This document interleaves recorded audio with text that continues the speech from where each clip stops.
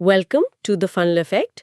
आज हम एज़्योर में एक बहुत ही काम के फीचर पर बात करेंगे, मैनेज्ड आइडेंटिटीज। हमारे पास माइक्रोसॉफ्ट लर्न का ट्रेनिंग मटेरियल है जो ये बताता है कि इन्हें एज़्योर वर्चुअल मशीन्स मतलब वीएम्स के साथ कैसे कॉन्फ़िगर किया जाए। हमारा मकसद ये समझना है कि सिस्टम असाइंड और यूज़र असाइंड इन दोनों तरह की आइडेंटिटीज को सेटअप करने के स्टेप्स क्या हैं। और हाँ, ये एज़्योर रिसोर्सेज मैनेज करने वालों के लिए इतना महत्वपूर्ण क्यों है? बिल्कुल। मैनेज्ड आइडेंटिटीज का आप कह सकते हैं सबसे बड़ा फायदा यही है कि ये अजोर रिसोर्सेज को माइक्रोसॉफ्ट एंट्रा आईडी में ऑथेंटिकेट करने का एक बहुत सिक्योर और ऑटोमेटिक तरीका देती हैं। अच्छा। हाँ, मतलब आपको कोड में क्रेडेंशियल्स जैसे पासवर्ड्स या कीज वो सब मैनेज करने की जरूरत नहीं पड़ती। आज हम देखेंगे कि वीएम्स के लिए इसे कैसे इंप्लीमेंट करते हैं। तो चलिए सिस्टम असाइंड आइडेंटिटी से शुरू करते हैं। इसे किसी वीएम पे एनेबल करने के लिए क्या रिक्वायरमेंट्स है? देखिए, सिस्टम असाइंड आइडेंटिटी वीएम के साथ ही बनती है और उसी के साथ मिटती है। इसे आप वीएम बनाते समय या बाद में भी एनेबल कर सकते हैं। ओके।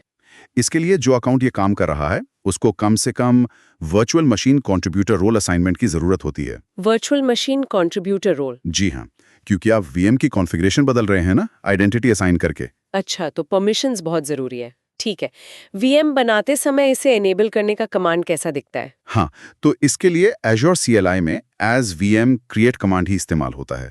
आपको बस एक पैरामीटर जोड़ना है, असाइन आइडेंटिटी। Assign identity. जी, और आप चाहें तो साथ में रोल और स्कोप पैरामीटर्स देकर वीएम को बनाते ही किसी अजोर रिसोर्स पर एक्सेस भी दे सकते हैं।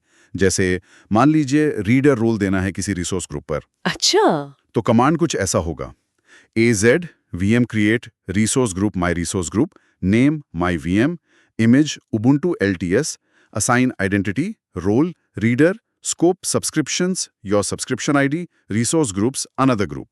और हाँ, वो यूजर नेम पासवर्ड वाले पैरामीटर्स तो रहेंगे ही। और अगर वीएम पहले से मौजूद है तब कैसे जोड़ेंगे इसे? हाँ, उसके लिए भी आसान तरीका है। AZ VM identity assign command है। एजी वीएम आइडेंटिटी असाइन। जी, सिंटैक्स बिल्कुल सीधा है। AZ VM identity assign -G my resource group my n my existing VM, बस इतना ही। ये कमांड उस VM पर सिस्टम असाइंड आइडेंटिटी इनेबल कर देगा। ठीक है, ये तो काफी स्ट्रेट फॉरवर्ड लग रहा है, खासकर जब एक ही वीएम हो। लेकिन अगर हमें थोड़ी ज्यादा फ्लेक्सिबिलिटी चाहिए हो, या मान लीजिए एक ही आइडेंटिटी कई वीएम्स इस्तेमाल करें, तब मेरे ख्याल से यहीं पर यूजर असाइंड आइडेंटिटीज काम आती होंगी। एकदम सही कहा आपने। यूजर असाइंड आइडेंटिटी जो है वो एक अलग स्टैंड अलोन अजोर रिसोर्स है।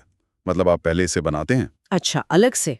हाँ, अलग से, और फिर इसे आप एक या एक से ज्यादा वीएम्स को असाइन कर सकते हैं। ये वीएम के लाइफ साइकिल से इंडिपेंडेंट होती है। वीएम डिलीट भी हो जाए तो ये आइडेंटिटी बनी रहती है। अच्छा, तो जाहिर है इसे मैनेज करने के लिए परमिशंस भी अलग होंगी। हाँ, बिल्कुल, क्योंकि ये एक अलग रिसोर्स है तो इसे मैनेज करने के लिए, मतलब बनाने, डिलीट करने या असाइन करने के लिए अकाउंट को मैनेज्ड आइडेंटिटी ऑपरेटर रोल की जरूरत होती है। Managed identity operator? जी, और हाँ, वीएम को मॉडिफाई करने के लिए जैसा पहले बताया, वर्चुअल मशीन कंट्रीब्यूटर रोल तो चाहिए ही होगा। समझ गए। तो इसे क्रिएट करने का और फिर वीएम को असाइन करने का प्रोसेस क्या है, स्टेप्स क्या है? तो पहले तो आइडेंटिटी बनानी पड़ेगी। उसके लिए कमांड है एज आइडेंटिटी क्रिएट। जैसे az identity create my resource group my user assigned identity. इससे वो आइडेंटिटी रिसोर्स बन जाएगा। ठीक है। फिर अगर नई वीएम बनाते समय असाइन करना है तो एज वीएम क्रिएट के साथ असाइन आइडेंटिटी पैरामीटर में इस आइडेंटिटी का नाम या उसकी रिसोर्स आईडी देनी होगी। ओके। और अगर किसी मौजूदा वीएम पर असाइन करना है तो वही az VM identity assign command, लेकिन इस बार आइडेंटिटीज पैरामीटर के साथ। Az VM identity assign my resource group my existing VM identities my user assigned identity. आप एक वीएम को मल्टीपल यूजर असाइंड आइडेंटिटीज भी असाइन कर सकते हैं। हाँ, ये फ्लेक्सिबिलिटी तो काफी काम की हो सकती है, खासकर कॉम्प्लेक्स एप्लीकेशंस में। अच्छा, और डेवलपर्स के लिए भी इसका इस्तेमाल आसान है, मतलब कोड के अंदर से अजोर रिसोर्सेज को एक्सेस करने के लिए? हाँ हाँ, बिल्कुल। एज़्योर की जो SDKs हैं, .NET, जावा, पाइथन, Node.js वगैरह, वो सब मैनेज्ड आइडेंटिटीज को सपोर्ट करते हैं। अच्छा। डेवलपर्स के लिए डिफ़ॉल्ट एज़्योर क्रेडेंशियल जैसी क्लासेस हैं। वो अपने आप पता लगा लेती हैं कि कोड कहाँ चल रहा है, लोकल मशीन पर या एज़्योर वीएम पर, और कौन सी आइडेंटिटी इस्तेमाल करनी है। माइक्रोसॉफ्ट लर्न पर इसके काफ़ी अच्छे सैंपल्स भी दिए हुए हैं। तो मतलब संक्षेप में कहें तो मैनेज्ड आइडेंटिटीज ऑथेंटिकेशन को बहुत आसान और ज़्यादा सिक्योर बनाती हैं।